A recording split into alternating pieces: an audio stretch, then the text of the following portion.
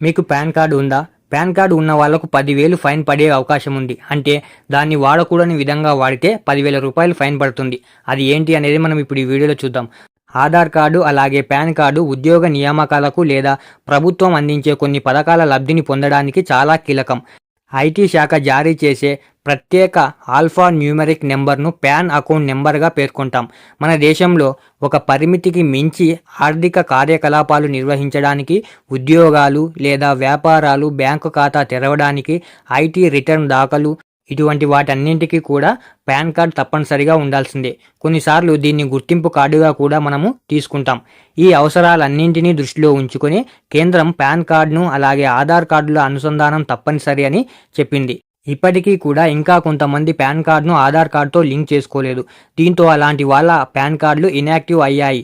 అయినా సరే ఇప్పటికీ కూడా ఇంకా కొంతమంది ఫైనాన్షియల్ ట్రాన్సాక్షన్ చేసేటప్పుడు ఇన్యాక్టివ్ పాన్ కార్డును ఉపయోగిస్తున్నట్లు ఆదాయ పన్ను శాఖ గుర్తించింది.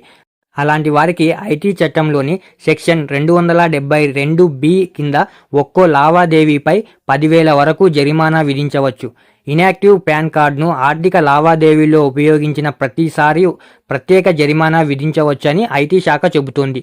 బ్యాంక్ అకౌంట్ ఓపెన్ చేయడం, షేర్లు లేదా మ్యూచువల్ ఫండ్లలో పెట్టుబడి, ఆస్తి కొనుగోలు చేయడం, లోన్ తీసుకోవడం, దరఖాస్తు, ఐటీఆర్ రిటర్న్ సమయంలో ఈ ఇన్యాక్టివ్ కార్డులను వాడితే జరిమానా ఉంటుంది అని, అది కూడా ప్రతి ట్రాన్సాక్షన్కి 10,000 రూపీస్ జరిమానా ఉంటుంది అని చెప్పడం జరిగింది.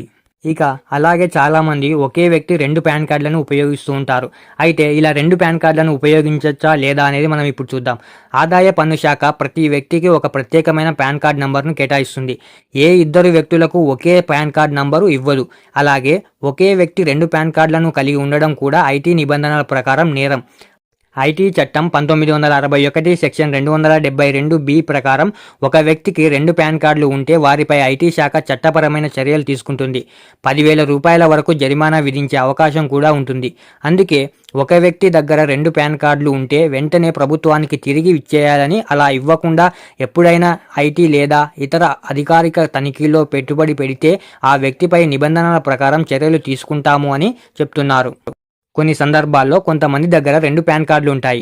పాన్ కార్డు సమాచారంలో తప్పులున్నప్పుడు మార్చి మరో కొత్త పాన్ కార్డును తీసుకున్నప్పుడు, లేదా పెళ్లి తర్వాత ఇంటి పేరు మార్పు కోసం కొత్త పాన్ కార్డు తీసుకున్నప్పుడు ఆ వ్యక్తి దగ్గర 2 పాన్ కార్డులు ఉండే అవకాశం ఉంటుంది. ఇటువంటి సమయంలో మాత్రమే ఐటీ అధికారులకు పట్టుబడినా సరే జరిమానా విధించకుండా వదిలేస్తారు. అలా కాకుండా వేరే ఇతర కారణాలు లేదా ఆర్థిక నేరాల కోసం ఒకే వ్యక్తి తనకు సంబంధించిన 2 పాన్ కార్డులను కలిగి ఉంటే ఐటీ నిబంధనల ప్రకారం కఠిన చర్యలు తీసుకుంటామని చెప్తున్నారు. అందుకే ఎవరికైనా ఈ విషయం తెలియక తమ దగ్గర 2 పాన్ కార్డులు ఉంచుకుంటే వెంటనే ఐటీ అధికారులకు సరెండర్ చేయడం ఉత్తమం అని చెప్తున్నారు. ఇలాంటి మరిన్ని ఇన్ఫర్మేటివ్ వీడియోల కోసం మన ఛానల్ని వెంటనే సబ్స్క్రైబ్ చేసుకోండి. అలాగే వీడియో నచ్చితే ఒక లైక్ చేయండి.